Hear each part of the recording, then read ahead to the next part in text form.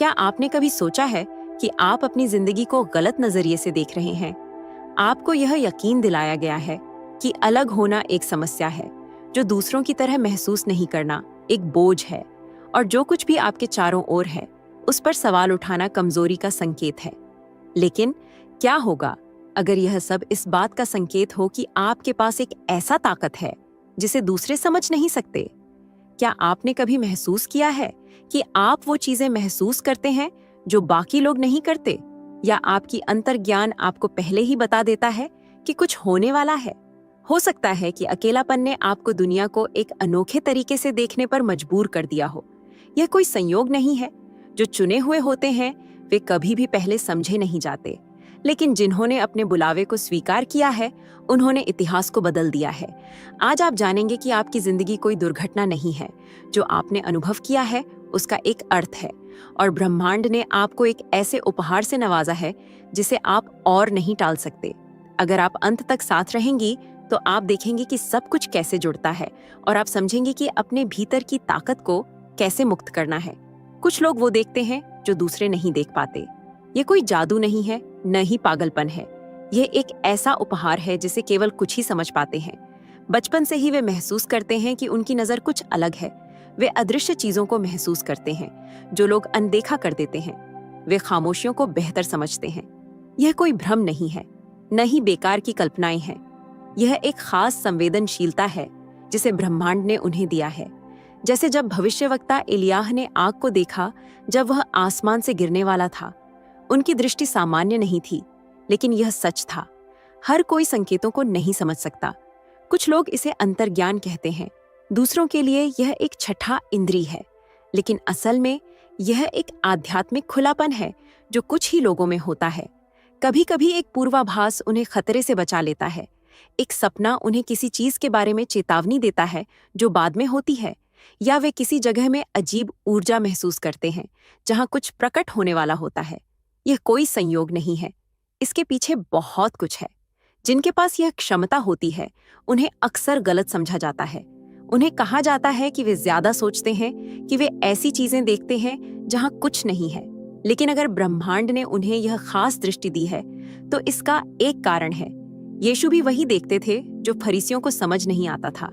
वह लोगों के दिलों में क्या है यह जान लेते थे, बिना किसी शब्द के। जिन्हें गहरी समझ से नवाजा गया है उन्हें इसे नजरअंदाज नहीं करना चाहिए, न ही डरना चाहिए। कुछ लोग इस समझ को बिना उसके उद्देश्य को समझे अनुभव करते हैं। वे सोचते हैं कि वे वो चीजें क्यों देखते हैं जो दूसरे नहीं देख पाते, या क्यों वे वो महसूस करते हैं जो कोई और नहीं करता। इसका उत्तर इस उपहार के उपयोग में है। यह गर्व करने या डरने के लिए नहीं है, बल्कि ब्रह्मांड के करीब जाने, उसके रास्ते को समझने और दूसरों को मार्गदर्शन देने के लिए है। जब कोई इस उपहार को स्वीकार करने लगता है तो दुनिया केवल वह नहीं रह जाती जो दिखाई देती है। यह दिव्य संकेतों और संदेशों का एक कैनवास बन जाती है। एलियाह ने ब्रह्मांड से प्रार्थना की कि उसके सेवक की आंखें खोल दे ताकि वह आध्यात्मिक वास्तविकता देख सके, और तब उस आदमी ने अपने चारों ओर स्वर्गीय सेनाएं देखीं। कितनी बार हम उत्तरों के चारों ओर रहे हैं, फिर भी हमें पता नहीं था। इस समझ को स्वीकार करना न केवल दुनिया को देखने का तरीका बदलता है, बल्कि जीवन जीने का तरीका भी, क्योंकि जो अदृश्य है वह हमारे सामने जो है उससे उतना ही असली है। लेकिन सभी लोग देखने के लिए तैयार नहीं होते। कुछ लोगों को पहले तैयार किया जाना चाहिए, और यह तैयारी अक्सर एकाकीपन के रूप में आती है। यह एक ऐसा चरण है जो भले ही दर्दनाक हो, लेकिन पूरी तरह से आवश्यक है। एकाकीपन कोई सजा नहीं है, यह एक निमंत्रण है। ऐसे समय होते हैं जब जिंदगी हमें दूर कर देती है, हमें परिचित चीजों से हटा देती है, हमें एक असुविधाजनक चुप्पी में डुबो देती है। यह कोई संयोग नहीं है। ब्रह्मांड ने कभी भी अपने चुने हुए लोगों को भीड़ में नहीं बनाया। हमेशा यह अंतरंगता में किया गया है। मूसा ने अपने लोगों का मार्गदर्शन करने से पहले 40 साल रेगिस्तान में बिताए। यिर्मयाह को पहले अस्वीकृति और हाशिए पर डाल दिया गया था, फिर वह भविष्यवक्ता बने। यीशु खुद दुनिया की व्याकुलताओं से दूर जाकर प्रार्थना करते थे। जब कोई अलग किया जाता है तो पहला अनुभव दर्द होता है। वे सवाल करते हैं कि लोग क्यों दूर जा रहे हैं, क्यों वे अब फिट नहीं होते, या क्यों वे अकेला महसूस करते हैं। लेकिन इस एकाकीपन में कुछ शक्तिशाली होता है। यह ब्रह्मांड के साथ संबंध को मजबूत करता है। यह दुनिया की आवाजों को बंद कर देता है और केवल एक ही आवाज सुनाई देती है जो वास्तव में महत्वपूर्ण है। यहीं पर असली उद्देश्य खोजा जाता है। कुछ लोग इस चरण में साथी की खोज करते हैं, लेकिन वे नहीं समझते कि एकाकीपन इस प्रक्रिया का हिस्सा है। यह वह पल है जब वे मजबूत होते हैं, जब वे सीखते हैं जो अन्य नहीं सिखा सकते। यही वह समय है जब सबसे बड़े रहस्य प्रकट होते हैं। डेविड राजा नहीं बना जब वह लोगों के बीच था। पहले वह अपने भेड़ और अपनी वीणा के साथ अकेला था। वहां उसने ब्रह्मांड पर भरोसा करना सीखा, इससे पहले कि वह दैत्य का सामना करे। इस एकाकीपन के दौरान कई लोग ऐसे कौशल खोजते हैं जिन्हें उन्होंने पहले कभी नहीं देखा था। वे लिखना शुरू करते हैं, बनाना शुरू करते हैं, या अपनी सोच को एक नए तरीके से अन्वेषण करते हैं। कुछ लोग एक आध्यात्मिक जागरूकता महसूस करते हैं जो पहले से अधिक मजबूत होती है। यह एक तैयारी का समय है, एक निर्माण का, एक परिवर्तन का। और जो लोग इससे बचने की कोशिश करते हैं वे उस सिखाने वाली चीज को खो देते हैं जो ब्रह्मांड उन्हें सिखाना चाहता है। लेकिन एकाकीपन शाश्वत नहीं है, यह केवल एक स्टेशन है अंतिम गंतव्य से पहले। जो लोग धैर्य से इसे पार करते हैं वे अधिक स्पष्टता, अधिक समझदारी और एक अडिग विश्वास के साथ बाहर आते हैं। जो लोग ब्रह्मांड के साथ अकेले रहने की कला सीखते हैं वे कभी भी अकेला महसूस नहीं करते, क्योंकि उनकी भरोसा अब स्थितियों पर नहीं बल्कि उस पर है जिसने उन्हें बुलाया। और जब यह एकाकीपन समाप्त होता है तो कुछ शक्तिशाली होता है। व्यक्ति पहले जैसा नहीं रहता। अब वह केवल वो चीजें नहीं देखता जो दूसरे नहीं देख पाते, बल्कि वह समझता है कि उसके पास एक मिशन है, एक कार्य है जिसे वह अनदेखा नहीं कर सकता, क्योंकि जिसे चुना गया है उसे कुछ बड़ा करने के लिए बुलाया गया है। केवल वो चीजें देखना जो अन्य नहीं देख पाते, या अकेले में तैयार होना ही काफी नहीं है। सबका एक उद्देश्य है, एक मिशन है जो सिद्धांत में नहीं रह सकता। चुना जाना कोई सम्मान का शीर्षक नहीं है, यह एक जिम्मेदारी है। ब्रह्मांड किसी को केवल इसलिए नहीं जगाता ताकि वह सच्चाई को चुपचाप देखता रहे, बल्कि ताकि वह उसके साथ कुछ करे। ज्ञान बिना कार्य के उस बीज के समान है जिसे कभी नहीं बोया गया। यह बेकार है। प्राचीन काल से जिन लोगों को ब्रह्मांड ने बुलाया है उन्हें कार्य करना पड़ा है। मूसा ने केवल जलती हुई झाड़ी नहीं देखी, उसे फिरौन का सामना करना पड़ा। एस्टर केवल रानी नहीं थी, उसे अपने लोगों के लिए अपनी जान को जोखिम में डालना पड़ा। यीशु केवल उपदेश नहीं देते थे, उन्होंने मानवता के लिए क्रूस तक जाना पड़ा। यह जानना कि आपके पास एक बुलावा है केवल शुरुआत है। अगला कदम इसे स्वीकार करना और उस पर चलते रहना है, बिना डर, बिना संदेह, बिना बहाने के। बहुत से लोग अपने उद्देश्य से बचते हैं क्योंकि उन्हें इसके भार से डर लगता है। अगर मैं असफल हो गया, अगर मैं पर्याप्त नहीं हूं, यही सवाल सबसे बड़े सेवकों ने भी अपने मिशन को स्वीकार करने से पहले पूछे थे। यिर्मयाह ने कहा कि वह केवल एक बच्चा है। मूसा ने कहा कि वह सही से बोल नहीं सकता। लेकिन ब्रह्मांड योग्य नहीं, लोगों को नहीं बुलाता, वह उन लोगों को तैयार करता है जिन्हें वह बुलाता है। चाबी इस बात में है कि हम ब्रह्मांड की जो बातें कहते हैं उस पर अधिक विश्वास करें, न कि अपनी भावनाओं पर। चुने हुए का उद्देश्य हमेशा कुछ बड़ा नहीं होता जो दुनिया की नजरों में शानदार हो। यह किसी एक व्यक्ति को मार्गदर्शन करना, एक ऐसा संदेश लिखना है जो किसी की जिंदगी बदल दे। सिर्फ एक अंधेरे माहौल में एक रोशनी बनना बहुत बड़ी बात है। जब हम किसी काम को ब्रह्मांड के नाम पर करते हैं तो कोई भी काम छोटा नहीं होता। कभी कभी जो चीजें जमीन पर तुच्छ लगती हैं वे आकाश में विशाल होती हैं। एक आज्ञाकारिता का कार्य अनगिनत आशीर्वादों की एक श्रृंखला को जन्म दे सकता है। लेकिन इस मिशन को स्वीकार करना का मतलब यह नहीं है कि सब कुछ आसान होगा। विरोध होगा, थकान के पल होंगे और संदेह भी। लेकिन हर बाधा एक अवसर है यह दिखाने का कि हमारी आस्था कितनी मजबूत है। जब डेविड ने गॉलियत का सामना किया, उसके पास एक योद्धा की शक्ति नहीं थी, उसके पास केवल एक पत्थर और ब्रह्मांड पर विश्वास था। इससे ज्यादा और कुछ नहीं चाहिए। अडिग विश्वास और आगे बढ़ने की इच्छा के साथ चलना मतलब है कि समय और उन उपहारों को बर्बाद नहीं करना जो हमें दिए गए हैं। और इस रास्ते पर एक चीज बहुत जरूरी हो जाती है, हमारी अंतर्ज्ञान, क्योंकि ब्रह्मांड सिर्फ बाहरी संकेतों के माध्यम से नहीं बोलता, बल्कि आत्मा की गहराइयों में भी एक नजर है जो भौतिक चीजों से परे जाती है। ऐसी एक समझ जो आंखों से देखी जाने वाली चीजों पर सीमित नहीं होती। बाइबल में यह कई बार दृष्टियों और सपनों के माध्यम से प्रकट हुआ है। इसकी पुष्टि करने वाले भविष्यवक्ता जैसे ईशायाह, डेनियल और यजकियल ने ऐसी चीजें देखीं जिन्हें कोई सामान्य इंसान नहीं समझ सकता। यह कोई जादुई क्षमता नहीं थी, बल्कि यह ब्रह्मांड के द्वारा उनकी आध्यात्मिक आंखों को खोलने का कार्य था। अंतर्ज्ञान उन तरीकों में से एक है जिनके द्वारा ब्रह्मांड अपने चुने हुए लोगों को मार्गदर्शन करता है। यह सिर्फ एक भावना नहीं है, बल्कि एक संकेत है जो जब हम सुनना सीखते हैं तो हमें गलतियों से बचा सकता है और नए रास्ते खोल सकता है। कई बार आत्मा बिना शब्दों के बात करती है, एक आंतरिक निश्चितता के साथ जो कहती है यहाँ नहीं या यह सही समय है। समस्या यह है कि बहुत कम लोग उस आवाज पर ध्यान देते हैं जो तर्क, डर या विग डिस्ट्रैक्शन से दब जाती है। कई कहानियां हैं जहां लोगों ने महसूस किया कि उन्हें किसी रास्ते पर नहीं जाना चाहिए था और बाद में पता चला कि उस रास्ते पर एक दुर्घटना हुई थी, या उनके अंदर कुछ कह रहा था कि किसी पर भरोसा करें और वह व्यक्ति उनकी जिंदगी में महत्वपूर्ण साबित हुआ। कोई चीजें संयोग नहीं होती। अंतर्ज्ञान एक आंतरिक कंपास की तरह है, एक दिव्य उपहार जो विकसित होने की जरूरत है। यह अंधविश्वास नहीं है, बल्कि आध्यात्मिक संवेदनशीलता है। अंतर्ज्ञान को परिष्कृत करने के लिए प्रार्थना, शब्द पर ध्यान, चुप्पी और विचारशीलता जैसे व्यायाम होते हैं जो इस क्षमता को मजबूत करते हैं। जैसे एक मांसपेशी जो लगातार उपयोग की जाती है वह मजबूत होती जाती है, वैसे ही आध्यात्मिक समझ भी अभ्यास के साथ बढ़ती है।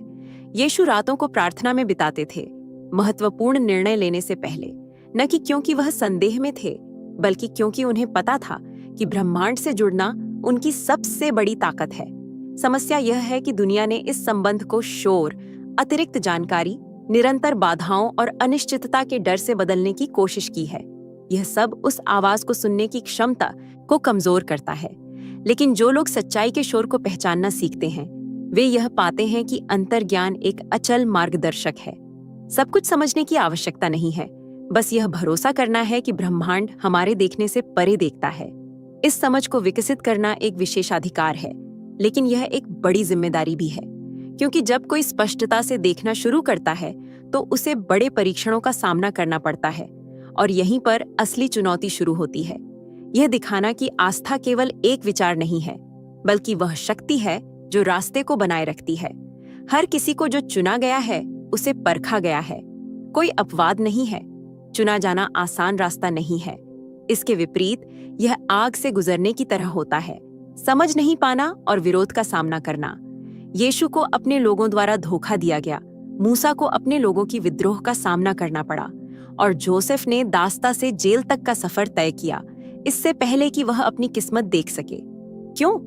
क्योंकि परीक्षा एक सजा नहीं है, बल्कि एक फिल्टर है। केवल वही लोग जो सहन करते हैं, वे वास्तव में अपने उद्देश्य के लिए तैयार होते हैं। हर चुनौती का एक कारण होता है। कभी कभी यह चरित्र को सुधारने के लिए होता है, कभी यह आस्था को मजबूत करने के लिए। कोई इंसान भगवान पर कैसे भरोसा कर सकता है अगर उसने कभी उस स्थिति का सामना नहीं किया जहां केवल भगवान ही उसे बचा सकता था? यही वह क्षण है जब सच्ची आस्था प्रकट होती है। कई लोग आध्यात्मिक वृद्धि की प्रार्थना करते हैं, लेकिन जब कठिनाई का समय आता है तो वे भागना चाहते हैं। लेकिन कुंजी यह नहीं है कि परीक्षाओं से बचें, बल्कि उनसे सीखें। दबाव प्रत्येक व्यक्ति के भीतर जो है उसे प्रकट करता है, जैसे सोना जो आग में शुद्ध होता है। यही आस्था है जब वह परीक्षा से गुजरती है। सबसे गहरे क्षणों में, जब सब कुछ खोता हुआ लगता है, तब भगवान अपनी शक्ति दिखाता है। पेतरुस ने पानी पर चला, लेकिन केवल इसलिए कि उसे पहले एक तूफान का सामना करना पड़ा था। डेनियल ने भगवान की सुरक्षा देखी, लेकिन केवल इसलिए कि उसे शेरों के गड्ढे में फेंका गया था। कोई भी चमत्कार नहीं देखता जब तक वह पहले एक असंभव स्थिति में नहीं होता। कुछ लोग परीक्षाओं को सजा समझते हैं, लेकिन ये तो विकास के उपकरण हैं। जब कोई व्यक्ति अस्वीकृति, धोखा या कठिनाई का सामना करता है, तो यह संकेत नहीं है कि भगवान ने उसे छोड़ दिया है, बल्कि यह कि वह तैयार किया जा रहा है। अंधेरे में गिरने वाला हर आंसू ताकत बन जाता है जब सुबह होती है। हर बंद दरवाजा एक बेहतर दिशा में पुनर्निर्देशन होता है। ब्रह्मांड कभी भी बिना उद्देश्य के परीक्षा नहीं देता। कोई भी बड़ा बुलावा बिना बड़ी लड़ाइयों के नहीं होता। आपको विरोध का सामना करने के लिए तैयार रहना चाहिए। हर कोई नहीं समझेगा कि ब्रह्मांड ने आपके जीवन में क्या उद्देश्य रखा है, और यह ठीक है। यीशु को अपने ही देश में अस्वीकृति का सामना करना पड़ा, लेकिन इससे उनकी मिशन पर कोई असर नहीं पड़ा। जब कोई व्यक्ति यह समझता है कि उसका उद्देश्य उसके दर्द से बड़ा है, तो वह चुनौतियों को बाधाओं की तरह नहीं देखता, बल्कि उन्हें कदमों की तरह देखता है। और जब वह परीक्षा पार कर लेता है, तो उसके अंदर कुछ बदल जाता है। उसकी आस्था अधिक दृढ़ हो जाती है, दृष्टि स्पष्ट होती है, और ब्रह्मांड में विश्वास बढ़ जाता है। हर लड़ाई के बाद एक इनाम आता है, हर तूफान के बाद शांति मिलती है, हर क्रूज के बाद पुनर्जीवित होना होता है। अगर आपने यहाँ तक पहुँचने में कोई कठिनाई देखी है, तो नीचे इस वीडियो में आग में ढला लिखें। अगर यह संदेश आपके दिल को छू गया है, तो इसे किसी ऐसे व्यक्ति के साथ साझा करें जिसे इसकी जरूरत है। क्या आपने कभी महसूस किया है कि आपकी जिंदगी एक परीक्षाओं की श्रृंखला है? आपने अपने चुनौतियों के बीच में ब्रह्मांड की मदद को कैसे देखा? मुझे टिप्पणियों में बताएं, और अभी मत जाइए। स्क्रीन पर दिखाई दे रहे अगले वीडियो पर क्लिक करें और इस सफर को एक साथ जारी रखें। हम आगे नहीं बढ़ सकते जब हमारे पैरों में बेड़ियां हों। असली परिवर्तन तब शुरू होता है जब हम अतीत का बोझ छोड़ने का निर्णय लेते हैं। हमें उन घावों को उठाना बंद करना चाहिए जिनका अब कोई मतलब नहीं है। यीशु ने साफ कहा था, मेरे पास आओ, तुम सब जो काम में लगे हुए और भारी बोझ उठाए हुए हो, और मैं तुम्हें विश्राम दूंगा। यह अपने अतीत को भूलने का नहीं है, बल्कि उससे सीखने का और एक नई सोच और एक स्वतंत्र दिल के साथ आगे बढ़ने का है। हर व्यक्ति ने कठिन समय का सामना किया है, लेकिन जो वास्तव में आपके भाग्य को परिभाषित करता है, वह यह नहीं है कि आपके साथ क्या हुआ, बल्कि आप इसके साथ क्या करने का निर्णय लेते हैं। कुछ लोग दर्द में फंसे रहते हैं, उसे बार बार जीते हैं, जबकि अन्य इसे अपनी वृद्धि के लिए ईंधन के रूप में इस्तेमाल करते हैं। जब कोई व्यक्ति हीलिंग का निर्णय लेता है, तो वह अतीत पर प्रतिक्रिया करना बंद कर देता है और भविष्य की ओर इरादे से चलने लगता है। परिवर्तन सिर्फ विचारों का बदलाव नहीं है, बल्कि क्रियाओं का बदलाव है। केवल बेहतर बनने की चाह पर्याप्त नहीं है। हमें उन निर्णयों को लेना चाहिए जो ब्रह्मांड के उद्देश्य के साथ मेल खाते हैं। अगर कोई शांति चाहता है, तो उसे वह सब कुछ हटाना होगा जो उसकी शांति को चुराता है। अगर वह वृद्धि चाहता है, तो उसे उन चीजों से दूर होना होगा जो उसे रोकती हैं।